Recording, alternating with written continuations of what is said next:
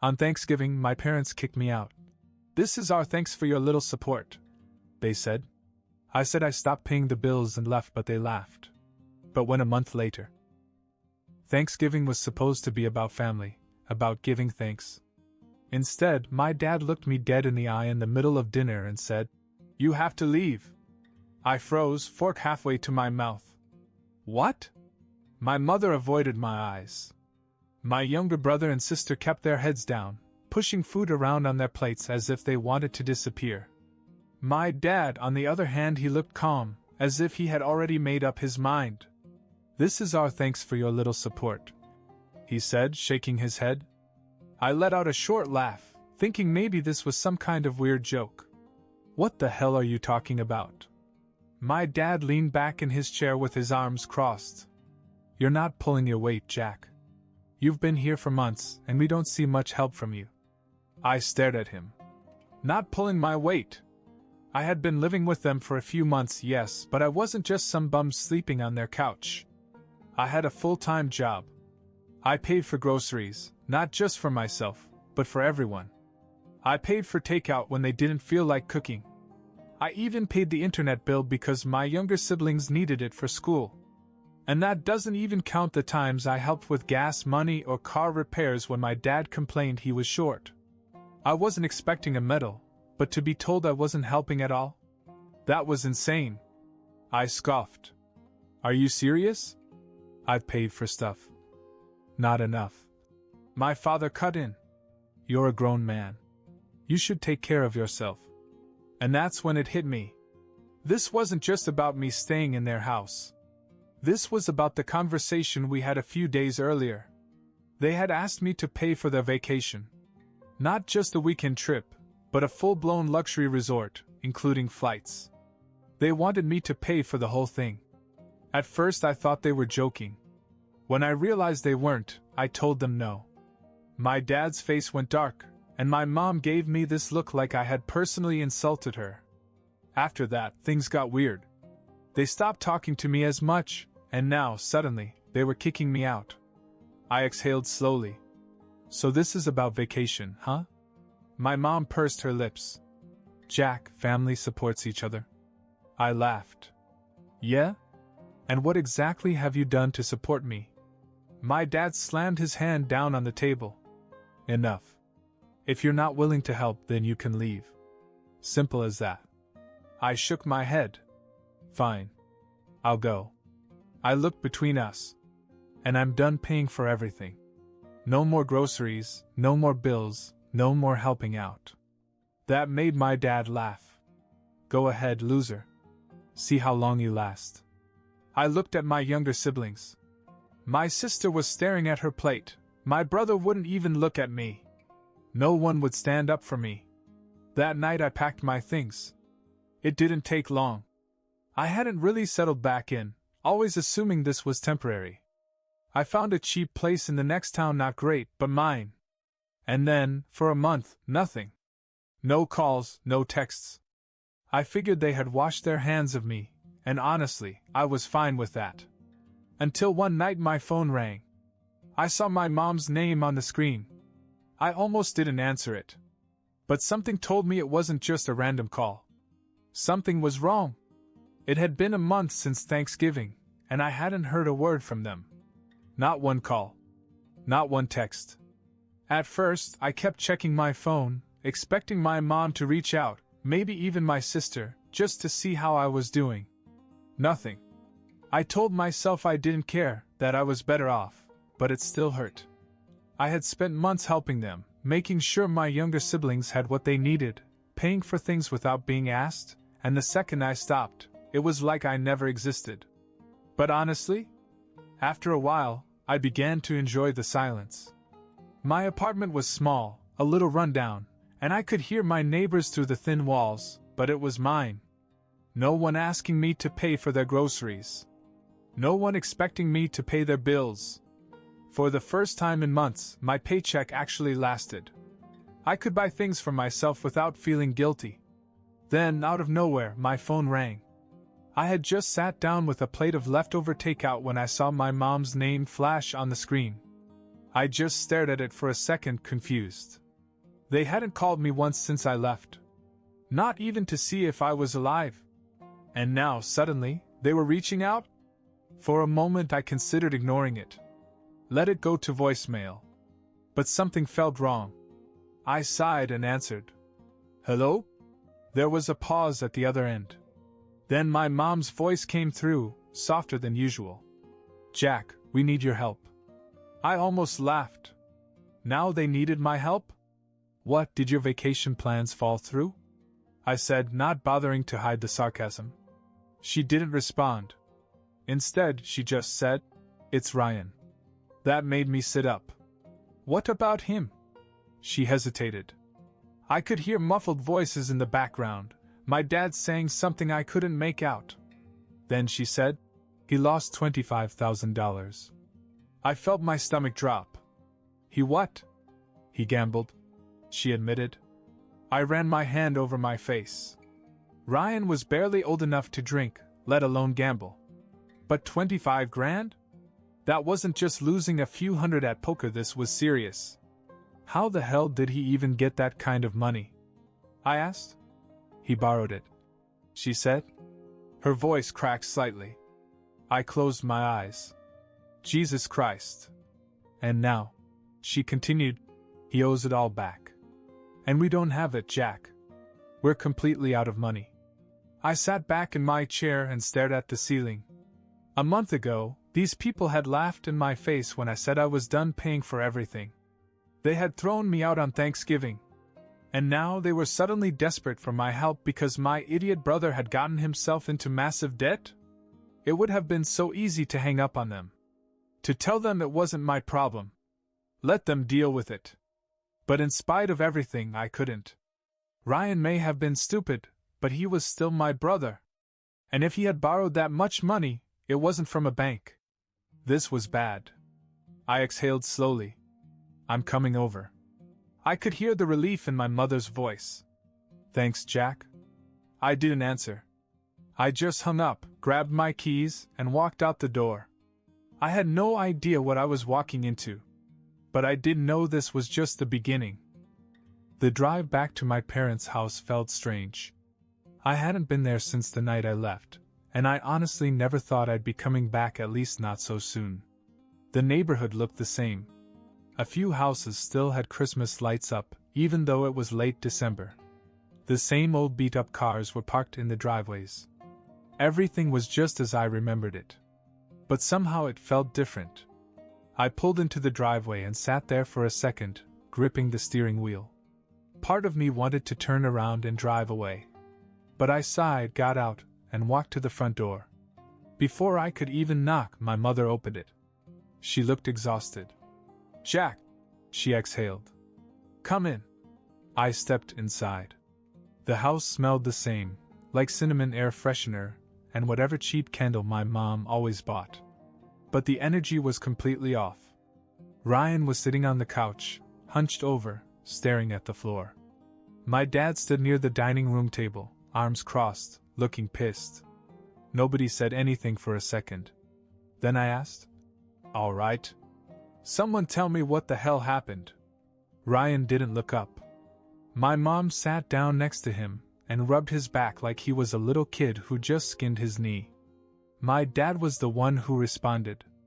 Your brother was an idiot. That's what happened. Ryan finally spoke, his voice low. I didn't mean for it to get this bad. I stared at him. How do you accidentally lose 25 grand? He let out a shaky breath. It started small. Just a couple hundred. Then I won big, so I kept going. He finally looked up at me, his face pale. And then I lost everything. I shook my head. Okay. But you didn't have 25 grand to lose. So who the hell gave you the money? Ryan hesitated. My dad answered for him. He took out a loan. Something about the way he said it made my stomach turn. What kind of loan? My mom spoke up quietly. Not a bank loan. I felt my jaw tighten.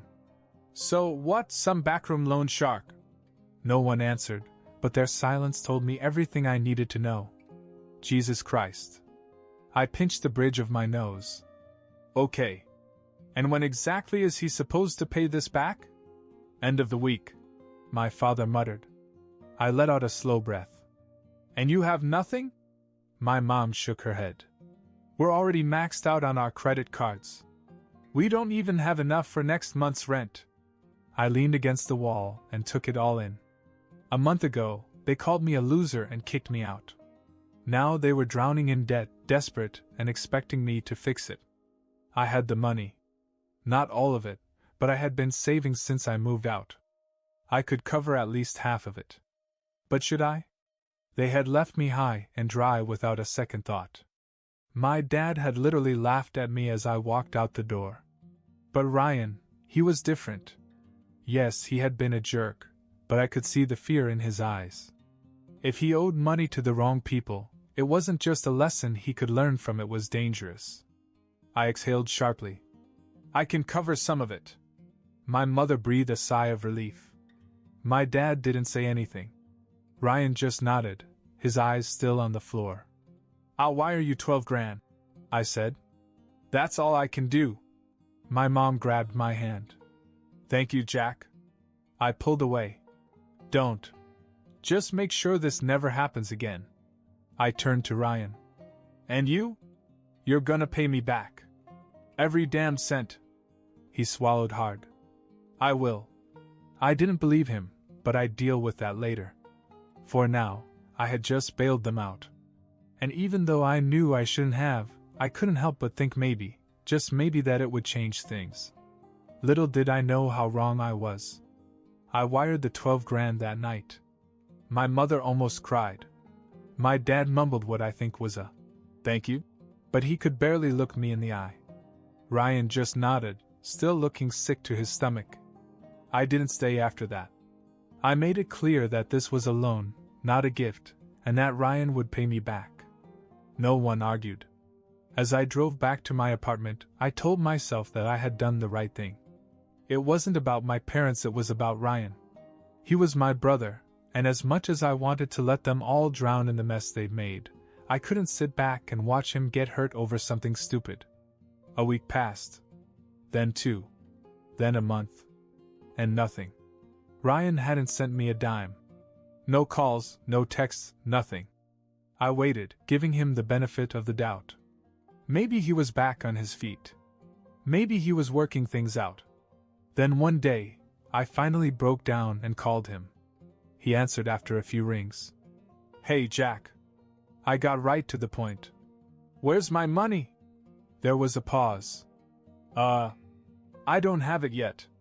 I clenched my jaw. You said you'd pay me back. I will, he said quickly.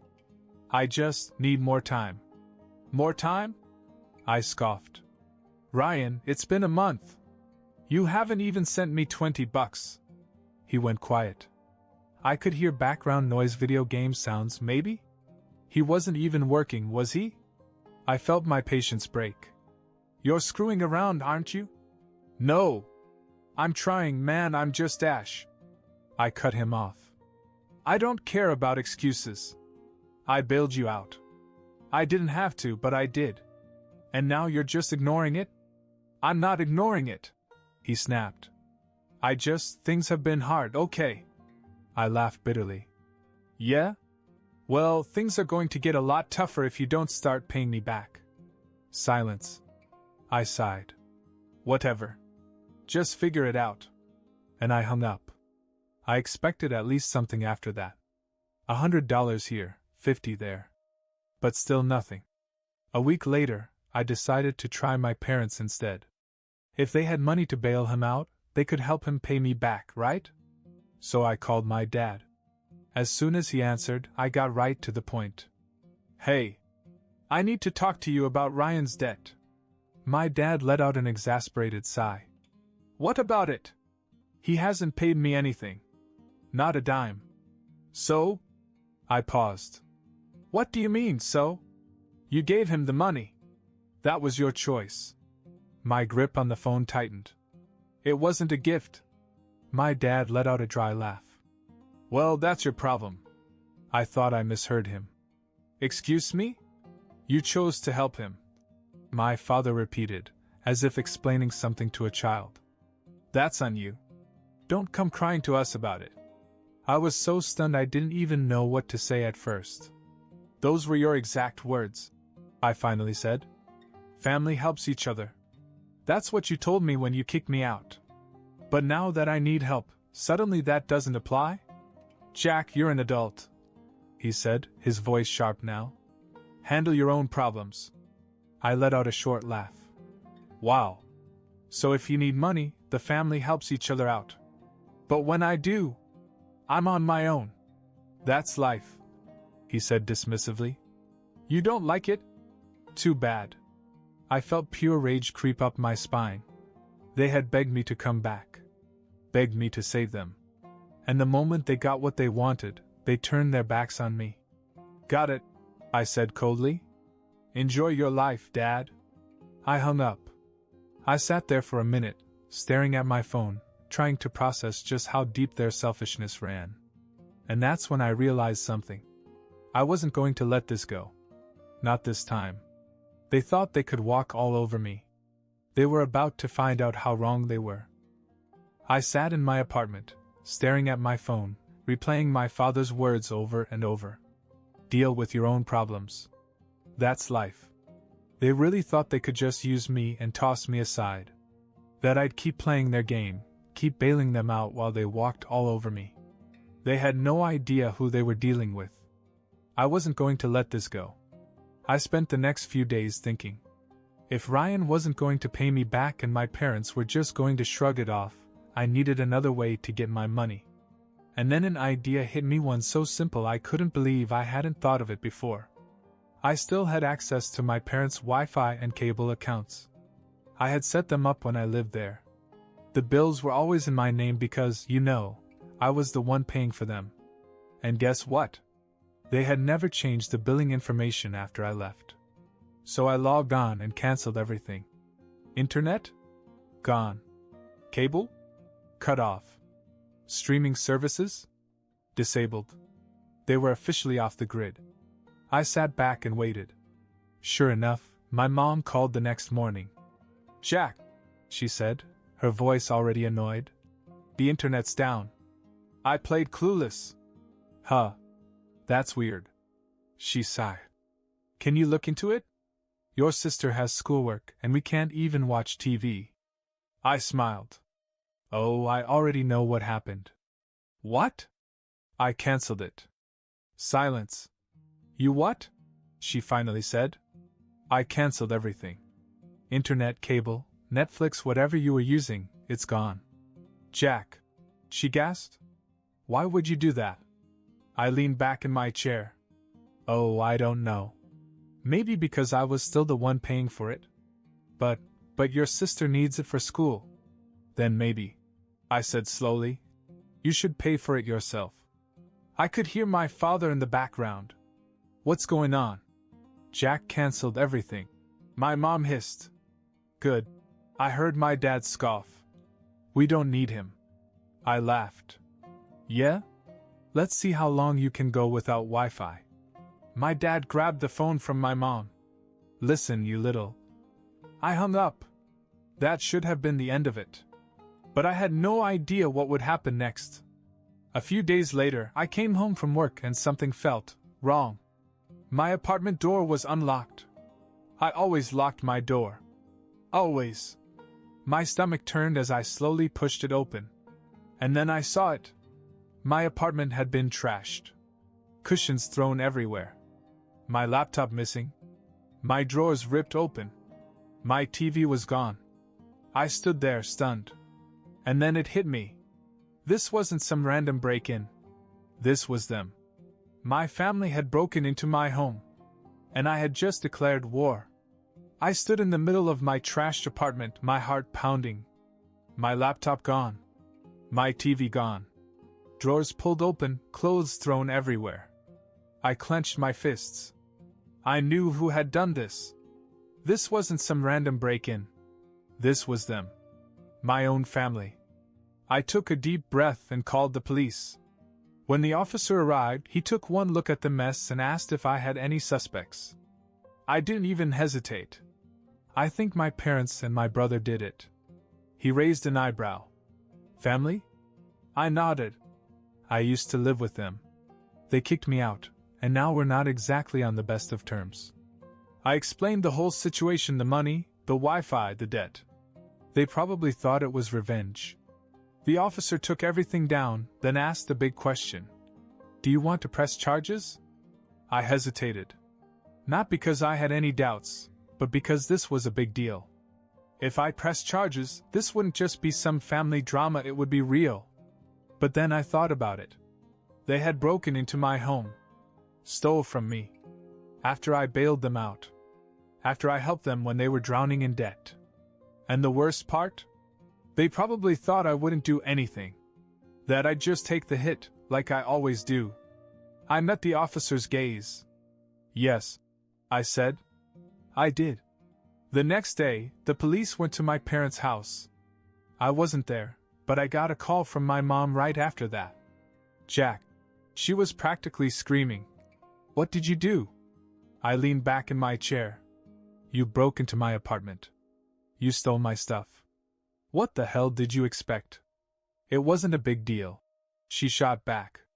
You just what? I snapped.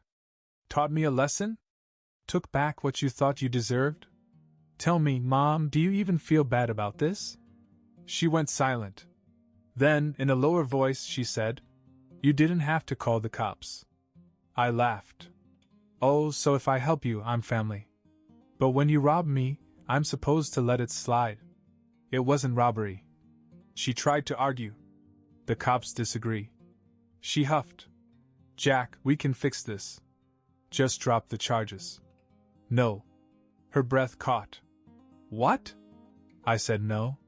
She gasped as if I had just slapped her. Jack, this is serious. Your brother. I gave him 12 grand. I snapped. And he still hasn't paid me back. Now he's breaking into my house. I'm done. Silence. Then she tried one last move. The guilt trip. You're really going to do this to your own family? I took a deep breath.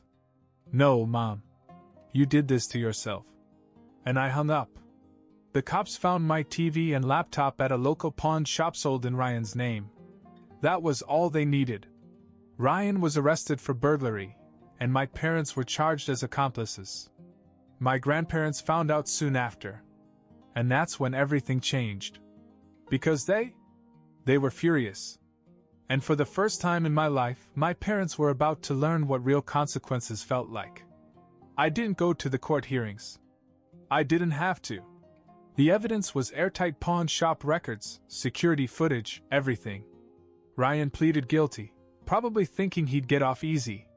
My parents tried to argue that they didn't know what he was doing, but nobody bought it. They all got probation. No jail time, but they now had criminal records. And that was their problem. Not mine. The real fallout came when my grandparents found out. I don't know who told them, probably one of my aunts, but when I got a call from my grandfather, I could tell he was furious. Jack, he said in a raspy voice, is it true? Did your parents and Ryan steal from you? Yes, I said. It's true. There was a long pause. Then, very quietly, he said, they will regret it.